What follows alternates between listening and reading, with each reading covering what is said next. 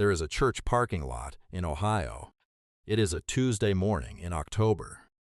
The sky is the color of old concrete. A hearse has just pulled into the far end of the lot. The flowers inside the car are white. The casket is dark wood. There are two women standing in that parking lot. Both of them are wearing black. Both of them are crying. Both of them believe they are the widow. One of them has been married to this man for 23 years. The other has lived with him, loved him, and raised his children for 19. Neither one knew the other existed until this morning. My name is not important. What is important is this story. Because what happened in that parking lot and everything that led to it, most of the cases of double life ever documented. An ordinary American town. And when you hear the full truth of how Dennis managed it, and for how long, and who knew, and who stayed silent, you will not look at the word trust the same way again. This is the story of Dennis, of Sandra, of Loretta, and of 5 children who shared a father and did not know each other's names. Stay with me, because this story does not end where you think it does. Dennis grew up in a small town outside Dayton, Ohio. He was the second of 4 brothers. His father worked the railroad.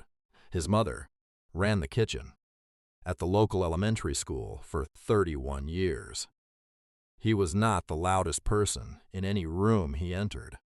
He was the one people described, years later, as steady, dependable, the kind of man who fixed things without being asked. He was 24 years old when he met Sandra at a church picnic in the summer. She was 22. She was laughing at something her friend had said when he first saw her. He told her later. Years later, the way married people retell the beginning, that he had known in that first moment. They were married 18 months after they met.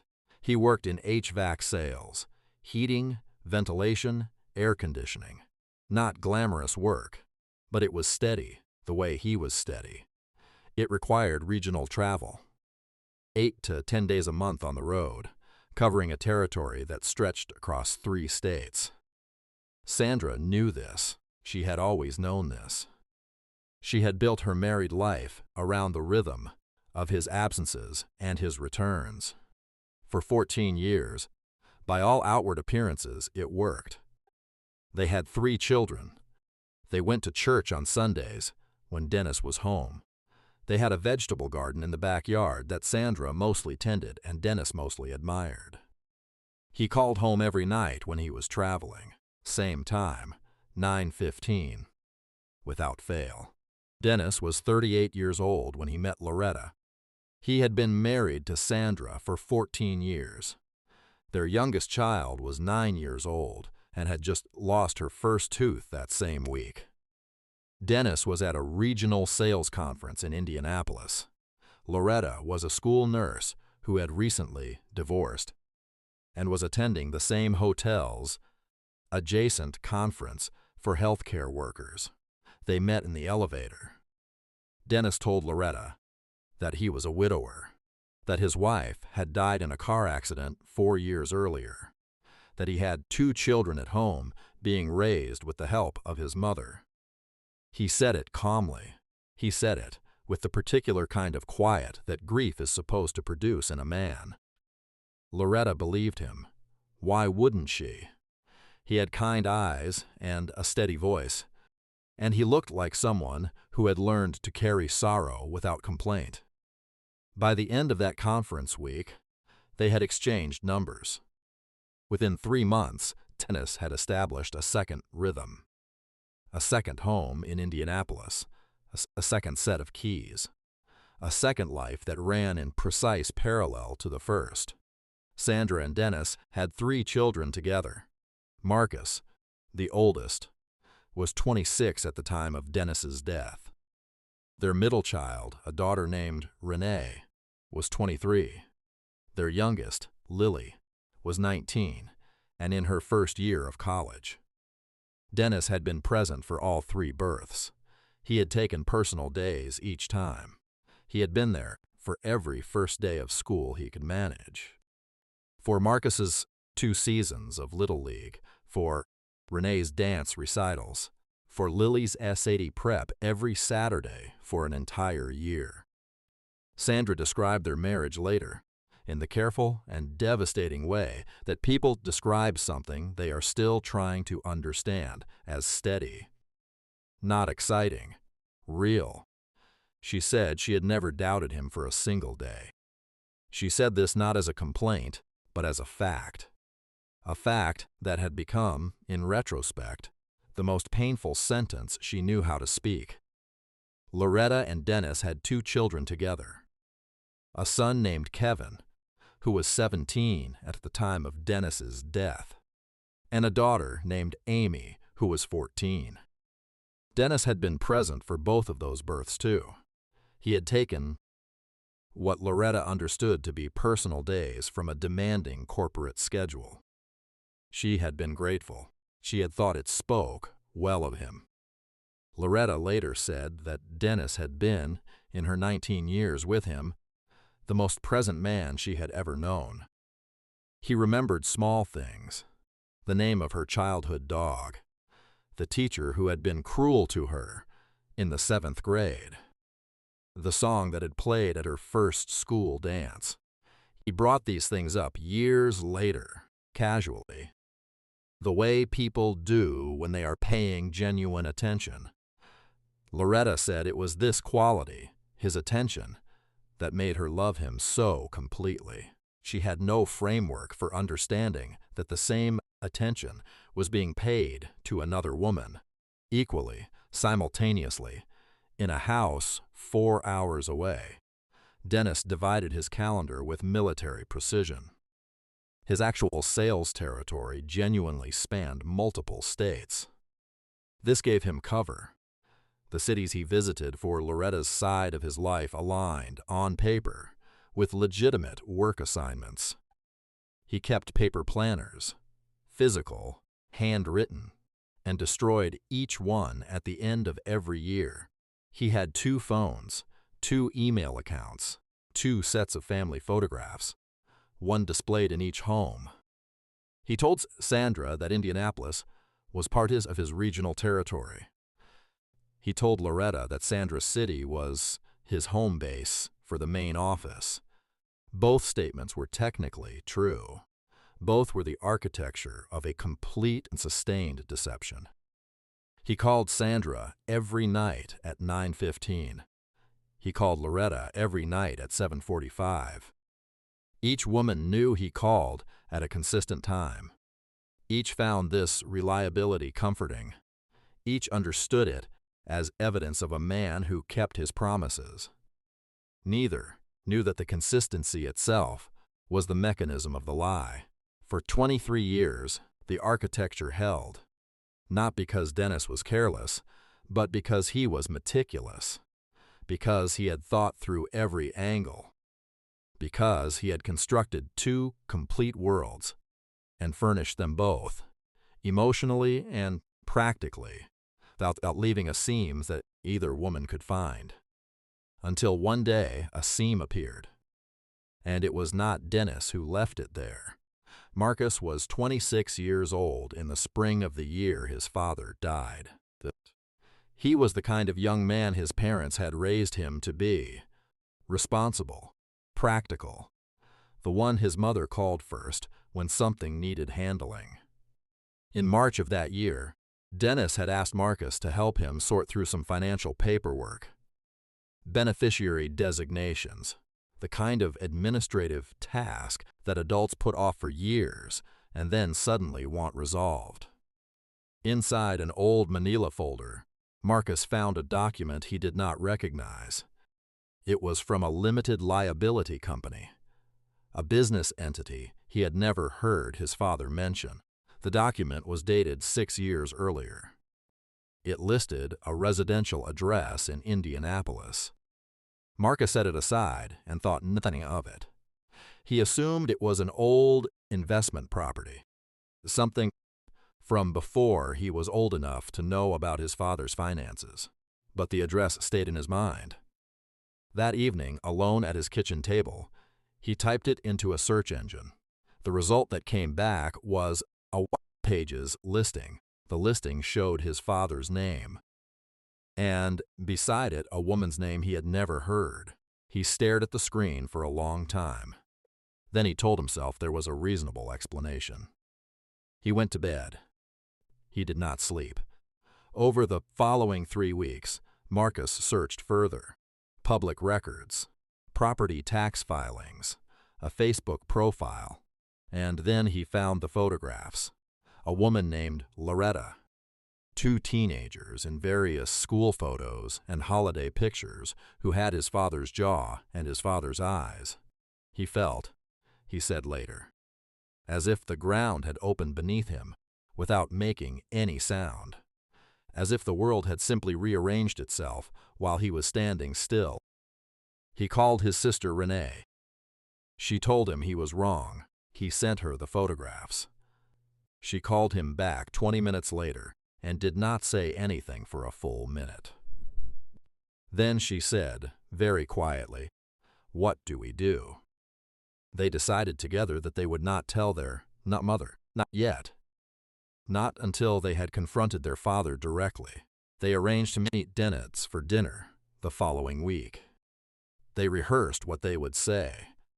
They decided they would give him the chance to explain before they destroyed their mother's life on what might. They told themselves, less and less convincingly, still somehow be a misunderstanding. Dennis died of a heart attack 4 days before that dinner. Dennis's mother, a woman in her mid-80s named Ruth, who had lived alone in Dayton since Dennis's father passed, made 2 phone calls the night. Her son died. The first was to Sandra. The second was to Loretta. Ruth had known the truth for more than a decade. She had kept it partly out of fear of her son's anger, and partly because, over the years, she had come genuinely to love Loretta and the children. She was not a cruel woman. She was a woman who had made a choice she would spend the rest of her life reconsidering. The call to Loretta was brief. Ruth told her that Dennis was gone. She told her the date, time, and location of the funeral service. And she told her one more thing. She said, "There is something you need to know before you walk into all of that church." And then she told her everything. Loretta drove to the church the next morning, having slept perhaps 2 hours. She brought her children. She brought documents, the mortgage papers, the photographs, the letters Dennis had written to her over 19 years. She brought them not to cause a scene, she said later. That she had brought them to remind herself that her life had been real. That what she and Dennis had built together had existed. That her children's father had not been a fiction. Sandra woke before dawn that Tuesday. She had laid out her black dress the night before. She had ironed it carefully, because that is the kind of woman she was, the kind who brings order to the things she can control when everything else is falling apart. She had not slept more than an hour. Her 3 children arrived at the house by 7 in the morning. Marcus had driven through the night from Columbus. Renee had taken the first flight she could find. Lily had come home the night before and had not left her mother's side. They held Sandra's hands, and they made her coffee, and they said the things that people say, and none of them told her what they knew. Not yet. They had decided, together, to wait until after the service, to give their mother one last morning of her life as she had understood it. Sandra arrived at the church at 9:40 in the morning. She had her children with her. She walked slowly across the parking lot, accepting condolences from neighbors and church members who had known Dennis and who knew nothing of what was about to happen. She did not see Loretta at first. She was looking at the church doors, at the flowers, at the hearse. She was doing the arithmetic, Good grief. counting the steps between herself and the moment she would have to stand beside the casket and receive people who would say they were sorry. Ruth, Dennis's mother, was standing near the far edge of the parking lot. When she saw Sandra, she walked toward her. She embraced her. And then, in a gesture that those present would describe for years afterward as either an act of cowardice or the bravest thing they had ever witnessed, Ruth took Sandra's hand and walked her across the parking lot to where Loretta was standing. Sandra later said she thought she was being introduced to a distant relative, a cousin she had not met. Someone from Dennis's work. She extended her hand. She said hello. She said, out of the automatic courtesy of a woman who had spent 30 years making people feel welcome, that she was Dennis's wife. Loretta looked at her. A long moment passed.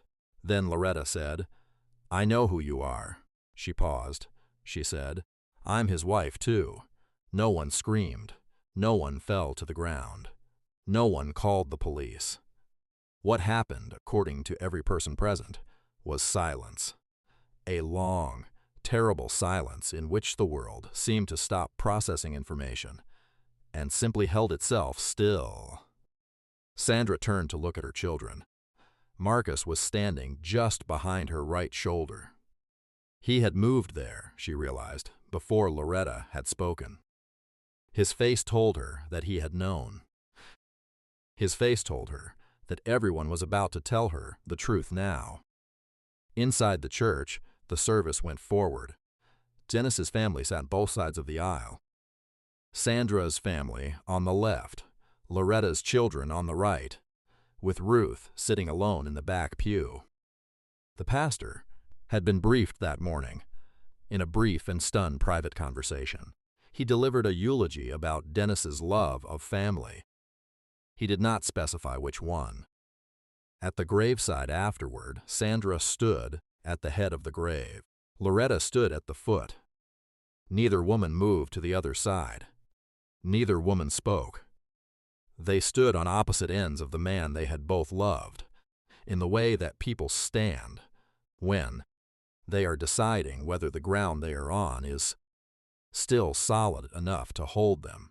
In the weeks following the funeral, Sandra learned that Dennis had maintained a second life insurance policy.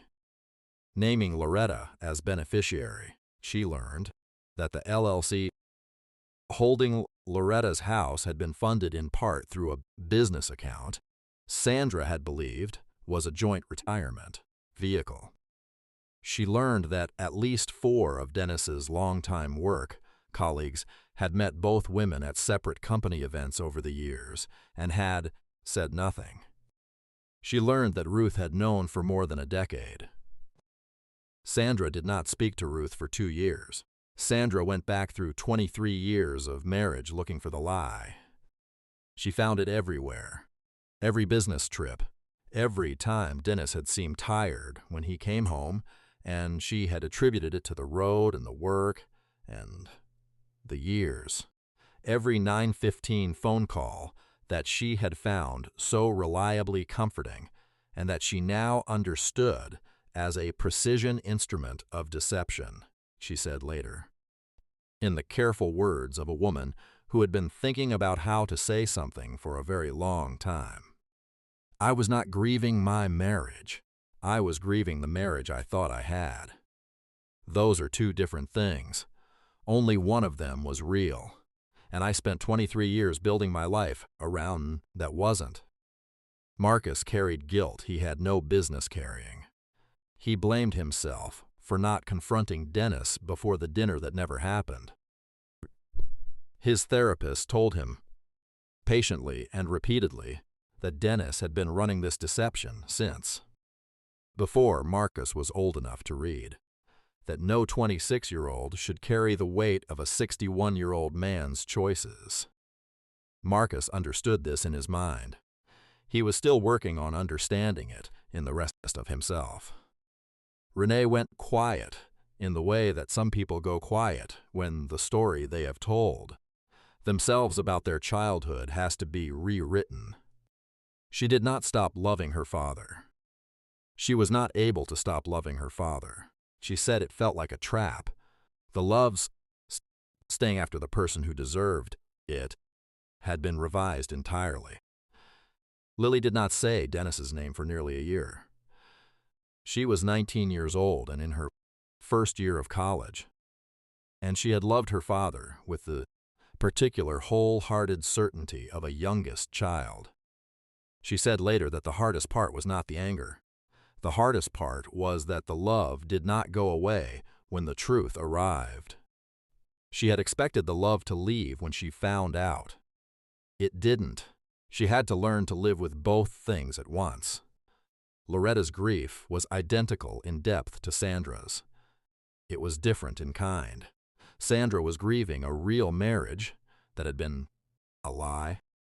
Loretta was grieving a real relationship that the law did not recognize. She had no legal standing, no death certificate listing her name, no social recognition of the 19 years she had given to a man who had told her she was the woman he came home to. She hired an attorney, not to go after Sandra. She was very clear about this. She hired an attorney to establish legal rights for Kevin and Amy regarding their father's estate. DNA testing, which both families agreed to without resistance, confirmed what everyone in both households had suspected the moment they saw the photographs side by side.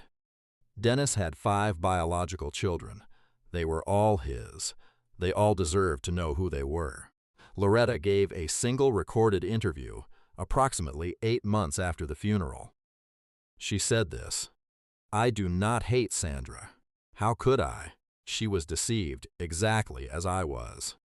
We were both given the same man and told we were the only one. The difference is that Sandra has a death certificate with her name on it, and I have 19 years of lived experience that the world does not have, a legal category for. Neither of us got the truth. We just got different kinds of the lie." She said she had turned down a job opportunity in Seattle 4 years earlier because of Dennis. She had thought it would take her too far from the life they were building. She had turned down a second relationship that had presented itself because she had considered herself committed. She was not angry about these choices. She said that was not entirely true. She said she was working on it. Kevin was 17. Amy was 14. Marcus was 26. Renee was 23. Lily was 19. 5 children, ranging across 12 years of age, who shared a father and had never known each other existed. They were asked, through a family attorney, if they wished to be introduced to one another. Marcus said yes. Kevin said yes. The 3 younger ones asked for more time. As of the most recent accounting of this story, Marcus and Kevin had met twice for coffee in a diner halfway between their 2 cities, once for a walk along a river trail that Kevin had suggested because he did not know what to do with his hands in a restaurant. They spoke carefully. They spoke about their father. They did not yet agree on who their father had been. They were, in the tentative way of people who have been handed a relationship did not ask for, disombrity, trying to figure out what to call each other. Ruth, Dennis's mother, gave one interview to a local journalist. She said she had believed for over a decade that Dennis would eventually choose, that the deception was a phase, that love, the real kind, would force a resolution. She said she understood now that she had been wrong about her son. She said he was never going to choose. That was not his plan. His plan was to never be made to choose, and it almost worked. She said this without apparent bitterness. She said it the way very old people sometimes say things. as if they are reporting on a life that is no longer quite connected to themselves. The question most people will ask when they hear this story is, how? How did he manage it? How did no one notice? How did the calendar work? How did the phone calls work? How did the holidays work? These are fair questions. They have answers, but they are not the real question. The real question this story asks is simpler and harder than logistics. It is this: how does a person look at the people who love them every single day for 23 years and decide every single day that the life they want is worth more than the truth those people deserve? That is not a question about calendar management. That is a question about who someone decides to be. Every morning, for more than 2 decades, without interruption. Dennis was not, by anyone's account, a cold man. Ruth said he was tender. Sandra said he was present. Loretta said he paid attention in a way that made her feel like the only person in the room. He was not a man who seemed to be hiding something. He was a man who had hidden something so completely that the hiding had become indistinguishable from his character. He was the lie, and the lie was him, and there was no version of knowing Dennis, not for Sandra, not for Loretta, not for any of the 5 children, that did not now have to be re-examined against that fact. Sandra and Loretta have never had a private conversation. They sat across from each other once, briefly, in an attorney's conference room while the question of Dennis's estate was being resolved. By all accounts, they were civil. By all accounts, neither of them broke down. By all accounts, they each looked at the other, with the particular recognition of 2 people who have been through the same thing by a route they would never fully be able to explain to anyone who hadn't. A journalist asked both women the same question separately. The question was, would you have wanted to know sooner? Sandra answered immediately. She said yes, without hesitation. She said she would have wanted to know the moment it started. She said she had a right to that truth from the first day. Loretta took a long time before she answered. She said, I don't know. I think about the 19 years. I think about my children's father being alive in those years. I think about what knowing would have cost me. She paused. She said, that's not the same as forgiving him. I want to be clear about that. It is not the same thing at all. If you had been Sandra's friend and you had suspected something, would you have said something? If you had been Ruth and you had known the truth, what would you have done? If you had been Marcus, holding that document in the folder, with the dinner 4 days away, would you have waited? These are not comfortable questions. They do not have clean answers. They are the questions that a story like this leaves behind when everything else has been resolved. They are the questions that stay in the room after the video ends. Drop a comment and tell me, do you think Sandra and Loretta will ever have that private conversation? And which question from this story is going to stay with you the longest? I read every single comment. If this story stayed with you, share it with someone who needs to hear it, and subscribe to Innertale Studio so you don't miss what's coming next.